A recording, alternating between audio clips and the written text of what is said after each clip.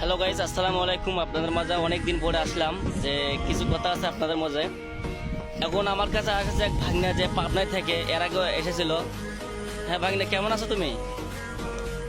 যে আমার কাছে যে বারে বারে আসো, কি কি বিষয় এটা, যে আমার দর্শক বন্ধুকে বলো। আসলে একটা ভালোবাসা তৈরি হয়েছে, ভালোবাসার টানে এই মামার কাছে আসছি। আমার নিজের মামার থেকে মামাকে অনেক ভালো লাগে, তাই ভালোবাসার টানে আবারও আসছি। হ্যালো গাইস, আপনারা দেখতে পাচ্ছেন যে ভাগ্না কি বলছে।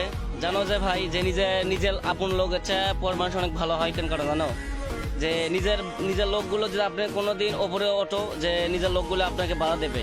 আর অন্য অন্য মানুষ যদি আপনার কোনো ভালোবাসা পায়, যে আপনাদের সাথে অনেক দিন ফোনে কথা বলবে, অনেক মেসেজ করবে, অনেক ভালোবাসা দেবে, এই নয় যে অন্য স্বার্থের জন্য অন্যজন ভালোবাসে, তা না। কিন্তু নিজের লোকগুলো যে দেখবেন ভাই, স্বার্থর কারণে ভালোবাসে, যে আপনারা কিছু দিতে পারলে বান্তর ভালো, আর কিছু না দিতে পারলেই যে গেল। তো তার কারণে যে ভাগ্নে আমার নিজের মামার চেয়ে অনেক ভালোবাসে। কোন কারণে আমি হতে জানি না।